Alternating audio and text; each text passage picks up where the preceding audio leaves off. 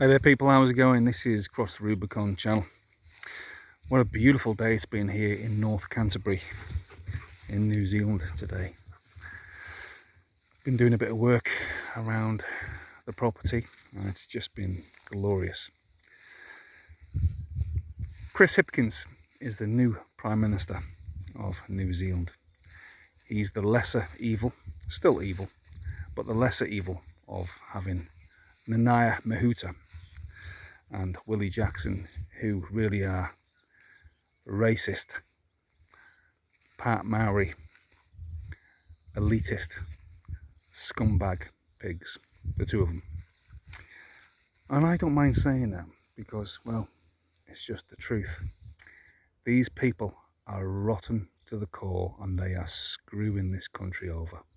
And I still believe that Nanaia Mahuta is still the unofficial Prime Minister of New Zealand. Now, us New Zealanders, we shouldn't rest on our laurels thinking we've escaped the bullet, because right at this period in history, and it's been set up by Jacinda Ardern, Maori extremists right at the very top have got the wind at their back, and they have never had all their ducks in a row like they have now. They can snatch power tomorrow if they wanted to, because they've got the media, they've got intelligentsia, academia of universities, they've got everything, judiciary, the police, everything, all sewn up to support them, whatever they decide to do. So if these Maori extremists, Willie Jackson, Nanaia Mahuta, the Maori Party, Rawiri Half-Wheaty Waititi and Debbie Packer wanted to take power tomorrow, no one is going to stop them. And there's not going to be any protests. There's not going to be any reaction from the military or the police or anybody else. That's the tragedy of New Zealand at this minute. And they know it. They know that they can do almost anything without any kind of a reaction in New Zealand. That's the scary part. There's only 5 million people live in this country, and largely they are certainly not like the British, and they're most definitely not like the French. And Maori know that we are so complacent and we would do nothing if they wanted to take power. These Maori extremists right at the very top of the Maori tree that people have mentioned, and many more, basically they want every inch of this country, every inch.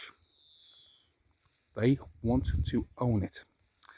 And people who own land in New Zealand, whether maybe you've got a 1/4 acre section, maybe you've got an apartment in the city, any city, whether you've got 10 acres or maybe you've got a sheep station in the South Island or the North Island.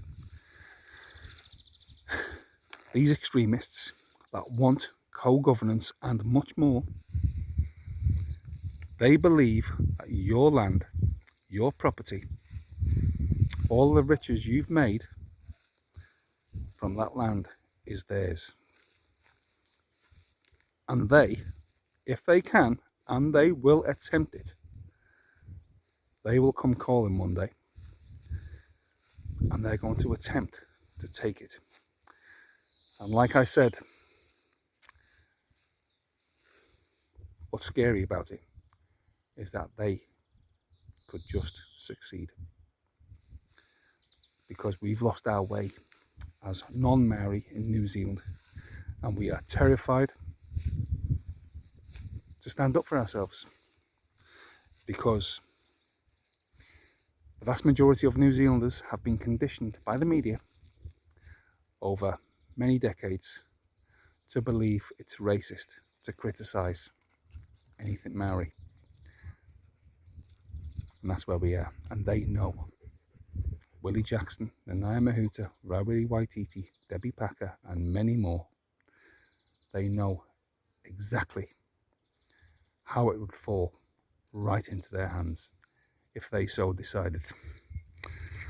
I'm not trying to preempt anything, obviously, because it would be a disaster for me, because the first thing they'd have to do if they were going to do this is use their fully politicised police and judiciary, maybe even military, perish the thought, to come after people like me and many others and intern us.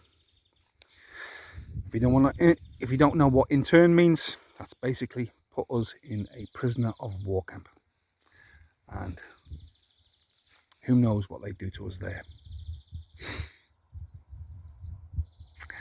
But this is where we are, I believe, and 2023 isn't looking great for New Zealand. It's not looking great for many countries, but New Zealand, population 5 million thereabouts, just above, just below, I'm not really sure, but it's turned into an easy beat country, I believe, an easy beat country.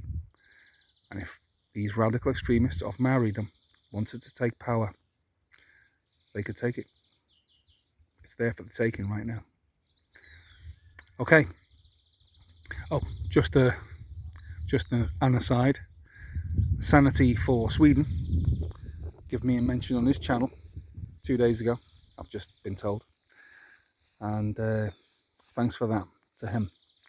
I've never spoken to him before, and yeah,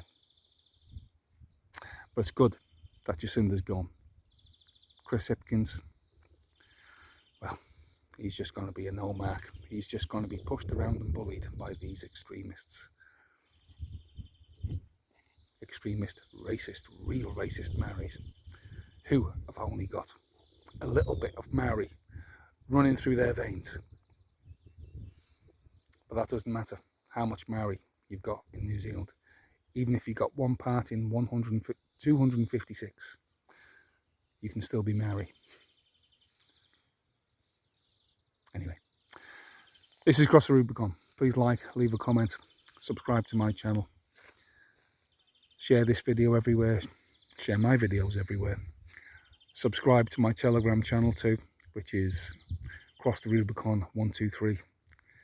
And also take a look at Terry O'Pine's and Counterspin. Santi for Sweden, ex-army Paz in the UK. Paul Rimmer in the UK, good mate of mine. He's a Liverpool lad.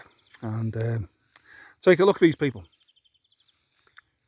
and because we're all truth tellers and we're saying it as it is, because the media,